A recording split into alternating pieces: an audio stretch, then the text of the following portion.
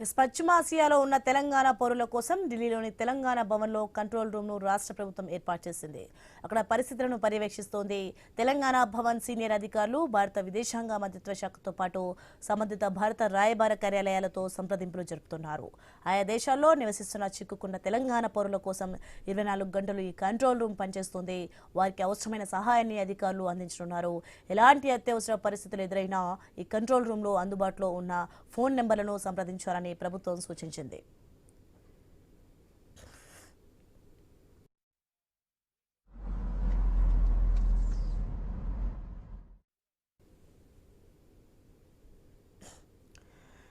పశ్చిమాసియాలో ఉన్న తెలంగాణ పౌరుల కోసం ఢిల్లీలోని తెలంగాణ భవన్లో కంట్రోల్ రూమ్ను రాష్ట్ర ప్రభుత్వం ఏర్పాటు చేసింది.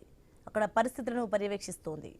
తెలంగాణ భవన్ సీనియర్ అధికారులు భారత విదేశాంగ మంత్రిత్వ శాఖతో పాటు సంబంధిత భారత రాయబార కార్యాలయాలతో సంప్రదింపులు జరుపుతున్నారు. ఇక ఆయా దేశాల్లో నివసిస్తున్న చిక్కుకున్న తెలంగాణ పౌరుల కోసం 24 గంటలు ఈ కంట్రోల్ రూమ్ పనిచేస్తోంది. వారికి అవసరమైన సహాయాన్ని అధికారులు అందించనున్నారు. ఎలాంటి అత్యవసర పరిస్థితులు ఎదురైనా ఈ కంట్రోల్ రూమ్లో అందుబాటులో ఉన్న ఫోన్ నెంబర్లను సంప్రదించాలని ప్రభుత్వం సూచించింది.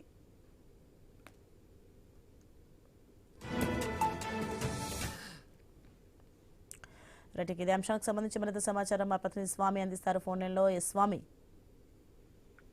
సోని, ఒకవైపు తెలంగాణ నుంచి మధ్యప్రాచ్యంలో పనిచేస్తున్నటువంటి వివిధ దేశాల్లో ఇటు సౌదీతో పాటు యుఏఈ, ఇటు ఖతారు, యెమెన్, ఒకవైపు కువైట్ తో సహా అనేక ఒకవైపు మిడిల్ ఈస్ట్ దేశాల్లో పనిచేస్తున్నటువంటి తెలంగాణ వాసుల కోసం తెలంగాణ ప్రభుత్వం ఢిల్లీలో ఉన్నటువంటి తెలంగాణ భవన్ లో ప్రత్యేక ఒకవైపు కంట్రోల్ రూమ్ ను ఏర్పాటు చేసింది. ఈ కంట్రోల్ రూమ్ ను 24/7 పనిచేయాలని చెప్పేసి సీఎం రేవంత్ రెడ్డి ఆదేశాలతోటి ఈ కంట్రోల్ రూమ్ ఏర్పాటు చేశారు. చాలా మంది విదేశాల్లో తెలంగాణ నుంచి లక్షల మంది పనిచేస్తూ ఉంటారు. తెలంగాణ నుంచి చాలా మంది గల్ఫ్ కు వెళ్లి అక్కడ ఉపాధి కోసం పనిచేస్తుంటారు. అలాంటి వారు అక్కడ జరుగుతున్నటువంటి ఇజ్రాయెల్, అమెరికా, ఇరాన్ వార్ లో చిక్కుకున్నటువంటి వీళ్ళందరూ కూడా ఇబ్బంది పడుతున్నారు.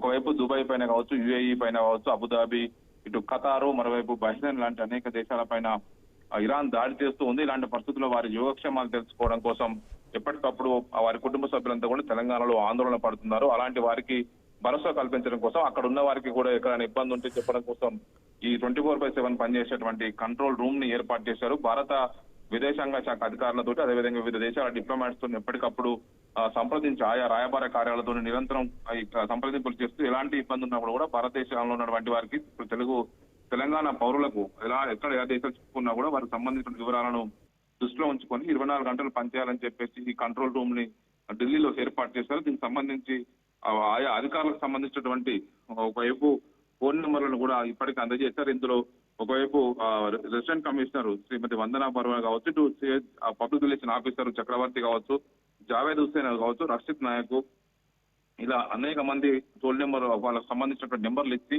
ఎలాంటి ఇబ్బంది ఉన్నా కూడా వాళ్ళతో 24/7 టచ్ లో ఉండి పనిచేయాలని చెప్పేసి ప్రభుత్వం ఆదేశించింది. ముఖ్యమంత్రి రేవంత్ రెడ్డి ఆదేశాల మేరకు ఈ 24/7 పనిచేసే కంట్రోల్ రూమ్ ని ఢిల్లీలో ఉన్నటువంటి తెలంగాణ భవన్ సిబ్బంది అంతా కూడా పర్యవేక్షిస్తుంటారు. ఆయా భారత రాయబార కార్యాలయంతో పాటు మిడిల్ ఈస్ట్ లో అనేక దేశాలు చిక్కుకున్నటువంటి తెలుగు వారి ఆచూకీ కోసం వారికి సంబంధించి ఎలాంటి ఇబ్బంది వచ్చినా కూడా వారికి సహాయం అందించడం కోసం ఈ కంట్రోల్ రూమ్ పనిచేయాలని చెప్పేసి సీఎం రేవంత్ రెడ్డి ఆదేశించారు. సోని.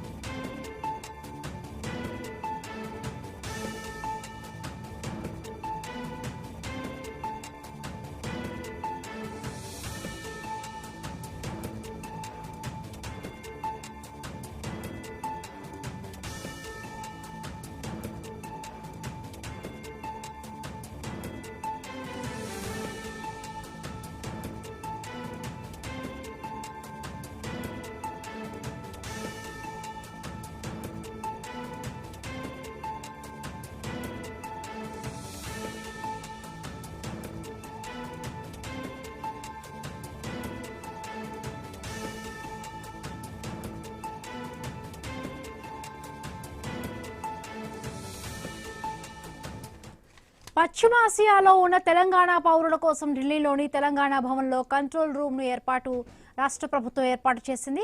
అక్కడ పరిస్థితులను పర్యవేక్షిస్తోంది. తెలంగాణ భవన్ సీనియర్ అధికారులు భారత విదేశాంగ మంత్రిత్వ శాఖతో పాటు సంబంధిత భారత రాయబార కార్యాలయాలతో సంప్రదింపులు జరుపుతూ ఉన్నారు. ఆయా దేశాల్లో నివసిస్తున్న చిక్కుకున్న తెలంగాణ పౌరుల కోసం 24 గంటలు ఈ కంట్రోల్ రూమ్ పనిచేస్తుంది. వారికి అవసరమైన సహాయాన్ని అధికారులు అందించనున్నారు. ఎలాంటి అత్యవసర పరిస్థితులు ఎదురైనా ఈ కంట్రోల్ రూమ్లో అందుబాటులో ఉన్న ఫోన్ నెంబర్లను సంప్రదించాలని ప్రభుత్వం సూచిస్తోంది.